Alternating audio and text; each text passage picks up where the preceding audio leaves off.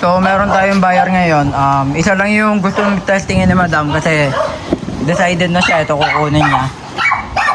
Glock 18, dual mode easy ang brand. So, ayaw ni Madam magpakita kaya yun, hindi ko na siya ipapakita. Ito po diba? Ayan, yan, Madam. Yan yung Glock 18 natin na dual mode, semi-auto at full auto.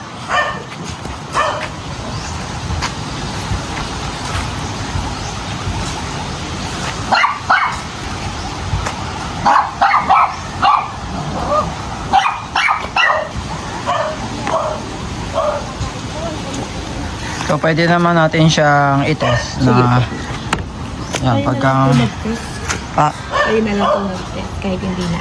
ay, ganun. Ako na lang magtetest, Madam. Sige po kayo. So, pwede ba tutok na lang dito na lang sa... So, ito yung unit ni Madam. So, Glock 18C. Dual mode na yan.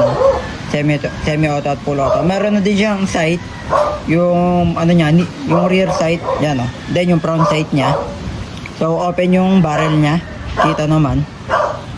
So, check natin. Yung magazine niya, metal na rin. Then, yun, pakita ko lang din kay Madam paano maglagay ng BB sa bala. Gamit lang tayo ng .20 na BB. So, yun. Kaya since yun, babae si Madam, hindi, siguro hindi pa sanay. Ganito, Madam. Yung paglagay ng bala o BB, yan, bababa mo yung spring.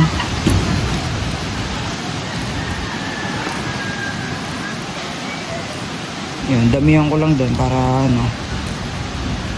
Madali lang naman eh.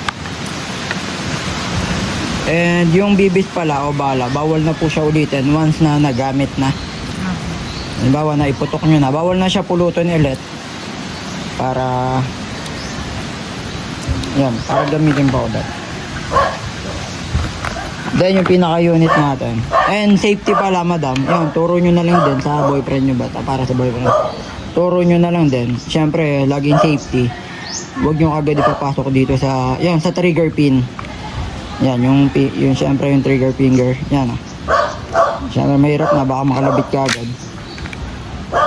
So, eto pala yung semi-auto, yun yung single fire. So, yan, wait lang. So, Madam, yan, ganito lang yan, wait lang.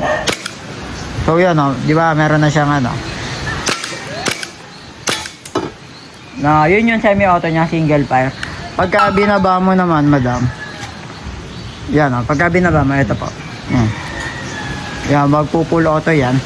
So, yun yan, mas mabilis yung release ng bala. Since naubusan lang tayo ng gas, try natin magkarga ulit. Try natin magkarga. Yan, package na po. Pagka nag-abi kayo. Bibigyan po kayo. So, pakita ko lang din sa iyo, Madam, paano yung pagkarga. Eto, Madam, pwede mo tanggalin yung takip. Yan, di ba meron dito na, yan. Bababa mo lang yan. Yan, para matanggal yung takip. Then, ito yung inlet valve. Tawag dito, inlet valve. Yung parang pinaka-pin o pito. So, yan. So, first time lang to, ako nag-test fire, syempre. So, diin mo lang yan. Ganyan, Count ko lang 5 to 8 seconds. Pwede na yun. Test fire lang din naman to. So, lagay lang ulit tayo ng konting bala o bibis. Kasi mas mabilis kasi yung release ng bala, mabibitin ka pagka halimbawa, konti lang yung nilagay nating bala. So, hanggat maaari pala, Madam, tawag dito, hanggat maaari, ipasigsag yung medyo nagmamadali lang din naman tayo. Yan, may bungi lang kung mapapansin mo. Pero hanggat maaari, yan, hanggat maaari ganyan, pasigsag o alternate yung lagay ng bala o bibis. Yan, pagka ginamit na. So, balik na natin sa pinaka-unit natin. So, kaya, Madam, pwede nyo testingin. Ayaw na. So, kailangan pala igasa. Halimbawa, naubusan ng gas, kakasin nyo siya. So, try lang tayo. So, ganito yun yung semi-auto. Ito yung naman yung full auto. Yun yung rapid fire. Mas mabilis yung release ng bala. So, baba nyo lang yan, Madam. So, dito kaya, tutok na, yan. Nakita nyo ba na Di ba? Sa personal. Yan, pwede nyo namang ano, madam. Pag ganito po, paano nyo siya ibabalik? Ano pa? Babalik input.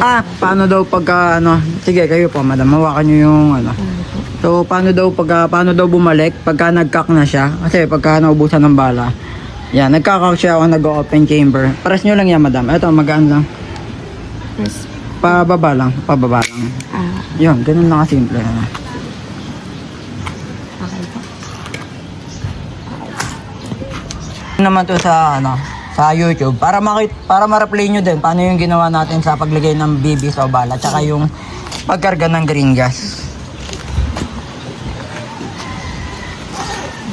So, yun inabil ni Madam, Glock 18C is free ng brand. So, yun, oh. Umpisa pa lang naman, ito na talaga yung plano talagang bilhin ni Madam, kaya ito lang yung nilabas ko. So, yan, yung Glock 18C, yung green gas. Ito, package niya, Madam. Okay po. Then, 2,000 pieces na bibis o bala. Sige po. Magkano nga po? Naka-promo naman ako ngayon, February. Magkakaroon ng less yan, may bawas naman. Sige po. Pag...